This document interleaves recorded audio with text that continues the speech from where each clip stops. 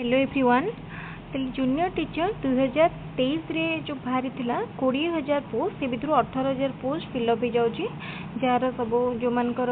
selection हो जाए document verification round तो नेक्स्ट अच्छे तो डॉक्यूमेंट वेरिफिकेशन पर आउ गोटे मेरिट लिस्ट बाहर तो तापर आसीज डिस्ट्रिक्ट प्लेस एलोकेशन तो तापर कौ मानकर कौटी पोस्टिंग होची समस्ते जानीपर तो तापर भी एतिकी पोस्ट फिलअप होला पर भी आहरी 57,000 पोस्ट एबे भी वैकेंसी रही तो ये जो ह्यूज वैकेंसी को ये केमती फिलअप करा जिवो तो नेक्स्ट फेज वाइज करा जिवो ताले आउ थरे जेटी रिक्रुटमेंट आसीबो जोटा कि 2025 पई आसीबो 2024 लास्ट तार नोटिफिकेशन आसीबो 2024 लास्ट नोटिफिकेशन आसीबो और 2025 रे एग्जाम हबो तो तार सेते बेले मध्य 20,000 पाखा पाखी वैकेंसी माने पोस्ट पई एडवर्टाइजमेंट आसीबो 20,000 पोस्ट पई 57,000 पोस्ट को फेज वाइज ही करा जमती एथर जहाँ भी थिला गाइडलाइन थिला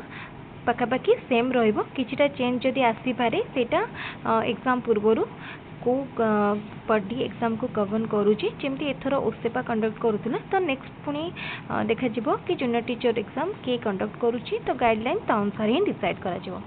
तो यही जो नोटिफिकेशन टी बहुत इंपोर्टेंट क्या आग को जो 57,000 पोस्ट को समस्ते टारगेट रखिकी एबेठारु प्रिपरेशन स्टार्ट कर दियंतु कहीं 20,000 वैकेंसी जो थिला 18,000 पोस्ट तो फिलअप हो गला जो मानकर हेनी से मानक पाखरे आ दुख करिवार को भी कारण ना कहीं आहरी आग को वैकेंसी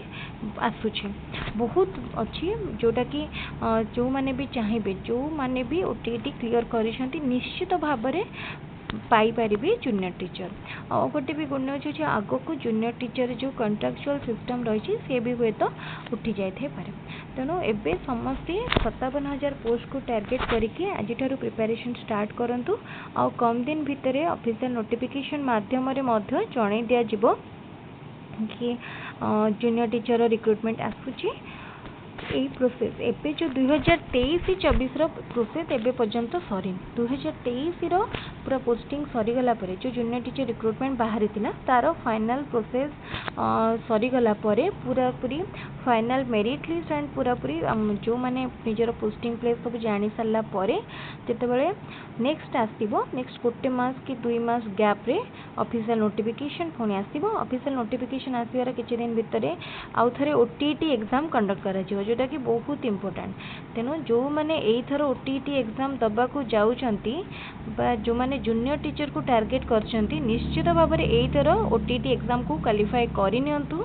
काहेकि ना एथर ओटीटी एग्जाम क्वालिफाई कले ही नेक्स्ट 57,000 पोस्ट पाई आपण कम्पीट करि परिबे ताले आजिर इनफॉरमेशन टी बहुत इंपोर्टेंट सांग मान सहित वीडियो टी को बहुत भाव में शेयर करंतु ता सहित आमर जो फ्री ओटीटी क्लास होची से क्लास रे निश्चित भाव में जॉइन करंतु यूट्यूब रे जो प्लेलिस्ट शेयर करा जायछि ओटीटी रो सेठी डिटेल मॉक टेस्ट अछि